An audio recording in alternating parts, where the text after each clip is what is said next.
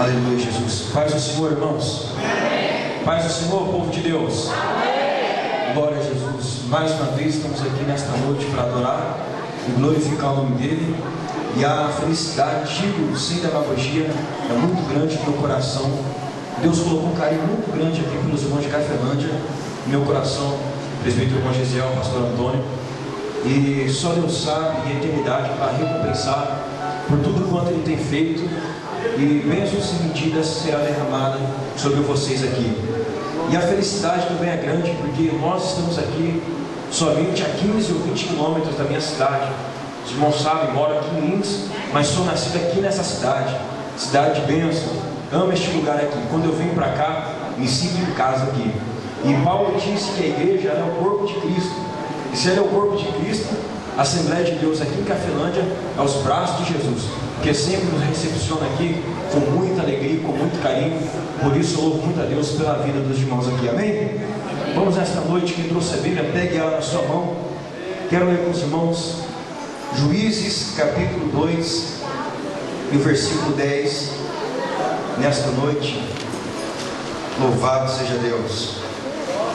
Nesta noite, sendo o culto de Santa Ceia, creio que a palavra que Deus colocou no meu coração será de bênção para todos nós aqui. Prometo, sem delongas, entregar e ser fiel naquilo que Deus pediu para entregar para vós outros nesta noite.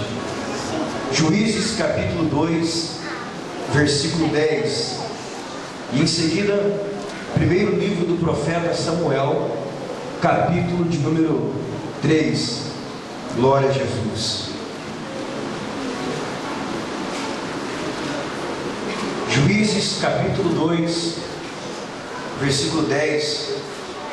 Vamos ler aqui do versículo 8 em diante. Todos acharam? Amém. Quem achou, diga amém. Amém. Glória a Jesus. Em seguida, Samuel capítulo 3. Diz assim os Juízes: E faleceu Josué, filho de Num, servo do Senhor, com a idade de 110 anos, e sepultaram-no no limite da sua herança, em Timnat-Heres, na região montanhosa de Efraim, ao norte do monte Gaás. E foi também congregada a seus pais toda aquela geração. E outra geração após ele se levantou, que não conhecia o Senhor, e tampouco as obras que fizera a Israel. E outra geração após ele se levantou, que não conhecia o Senhor, e nem tampouco as obras que fizera a Israel. 1 Samuel capítulo 3. Glória a Jesus. Verso 1 diz assim: O jovem Samuel servia ao Senhor perante Eli naqueles dias, e a palavra do Senhor era muito rara, e as visões não eram frequentes. E certo dia, estando deitado no lugar acostumado, o sacerdote Eli, cujos olhos já começavam a escurecer-se a ponto de não poder ver, e tendo-se deitado também Samuel no templo do Senhor, em que estava a arca da aliança, antes que a lâmpada de Deus se apagasse, o Senhor chamou o menino: Samuel, Samuel. E este respondeu: Eis-me aqui. Correu a ele e disse: Eis-me aqui, porque tu me chamaste. Mas ele disse: Não te chamei, torna a deitar-te. E ele se foi e se deitou. E tornou o Senhor a chamar: Samuel. E este se levantou e foi a ele e disse: Eis-me aqui, pois tu me chamaste. Mas ele disse: Não te chamei, meu filho, torna a deitar-te. Porém Samuel ainda não conhecia o Senhor, e ainda não lhe tinha sido manifestada a palavra do Senhor. O Senhor, pois, tornou a chamar Samuel terceira vez, e ele se levantou e foi a Eli e disse: Eis-me aqui, pois tu me chamaste. Então entendeu Eli que era o Senhor que chamava o jovem. Por isso Eli disse a Samuel: Vai deitar-te, e se alguém te chamar, dirás: Fala, Senhor, porque o teu servo ouve. Verso 19: Crescia Samuel, e o Senhor era com ele, e nenhuma de todas as suas palavras deixou cair em terra. Amém. Pode fechar a sua Bíblia. Antes de se assentar nesta noite, vamos orar.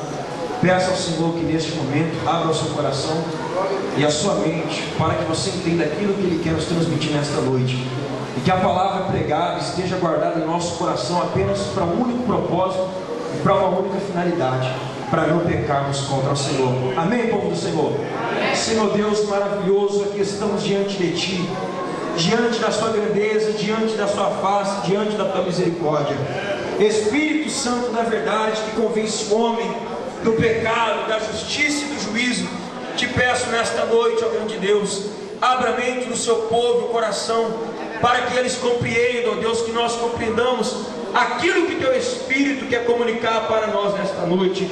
Ó grandioso Deus, creio que na medida que a Sua palavra for pregada, na medida que a Sua palavra for ministrada, o Senhor estará com os Seus olhos aqui nesta terra, em olho para a igreja aqui de Cafelândia, ó Senhor, vocacionando e escolhendo. Deus, nesta noite, venha moldar os vocacionados, aqueles que nasceram e estão aqui para influenciar uma geração. E como Davi, que um dia estava atrás das ovelhas malhadas e saiu de trás delas para o trono de Israel, eu te peço, ó Senhor, escolha nesta noite homens e mulheres que tenham coragem de enfrentar desafios e se tornar um modelo a ser seguido pelos demais.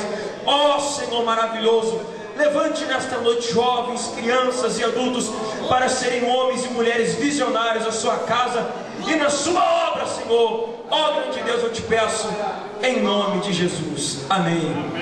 Os irmãos podem tomar assento em nome de Jesus, glorificando e exaltando o nome dele.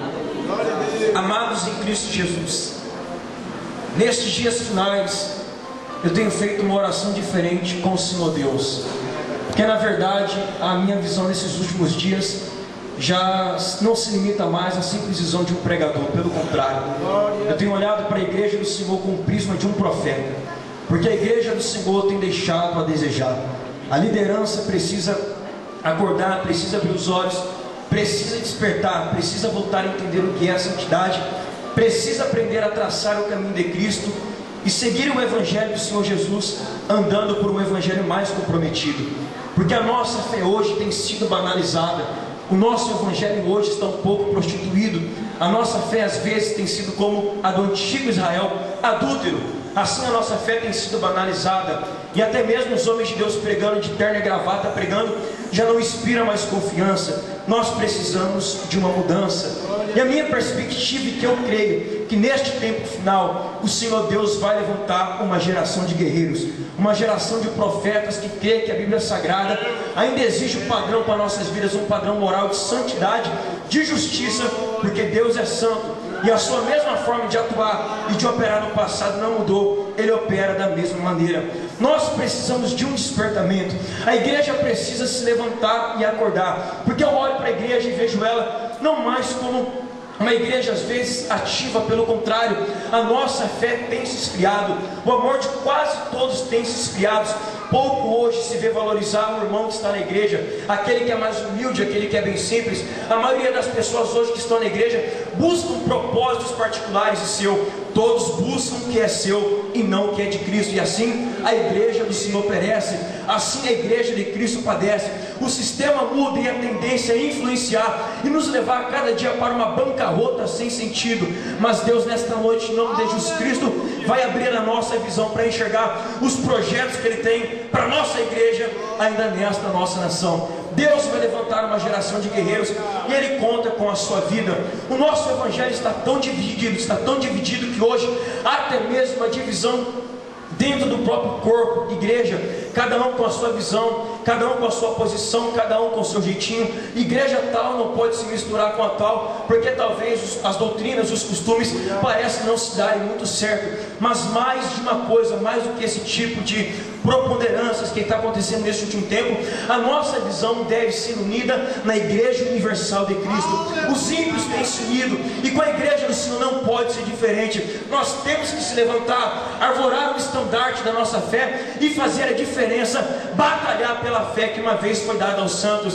Nós encontramos hoje muitas pessoas que são boas para criticarem, para darem diagnóstico, mas poucos são aqueles que se levantam e dizem: olha, a causa, a solução, melhor dizendo, para o problema é nós fazemos isso, é nós abrimos o nosso coração, parar de olhar com a nossa visão míope de galinha, a visão medíocre, e olhar com uma visão de uma águia que consegue olhar e penetrar além do céu. Deus está nos convidando para um novo tempo, e precisamos mais do que tudo, como os homens e profetas do passado, colocar a nossa vida à disposição inteira do Senhor, permitir que, como Davi dizia, a nossa vida seja gasta e consumida como uma vela perante Ele. Nós não podemos remover os marcos antigos que impuseram nossos pais. Eu vou falar algo aqui agora, que aqueles que são um pouquinho mais antigos na igreja, aqueles que são anciãos, vão sentir o coração um pouquinho compungido e um pouquinho apertado. Nós não podemos remover os marcos antigos que impuseram nossos pais, que eram homens de oração, crentes do monte e do reteté de Jesus. Eles desciam o monte e subiam o monte, porque eles moravam lá em cima e só desciam para atender alguma necessidade diária na sua casa, e logo voltaram para um propósito e para uma intimidade com Deus. Mas a nossa geração que nós estamos vivendo é uma geração que já nasceu nesse tempo de mudanças. Eu sei que com o passar do tempo a tendência das coisas realmente é mudar, mas isso faz mal para a igreja do Senhor. É certo que os sistemas mudam, mas você não pode apenas ser um joguete na mão daqueles que detêm as rédeas do sistema. Por isso, nunca se inclua no sistema, porque o sistema mata, a letra mata, o diabo mata, mas o Espírito nesta noite vai nos vivificar e trazer a glória para a nossa alma. Nós temos que, como crentes do Senhor, se levantar, abrir a nossa boca e clamar, porque se nós cristãos se calarmos, as próprias pedras clamarão. E mais do que as pedras clamar, Deus precisa da gente, igreja viva, corpo místico do Senhor na terra, para evangelizar, gastar tempo em prol de uma alma perdida, em prol de um mundo que está cada dia descendo ao caos. E o que acontece é que a igreja do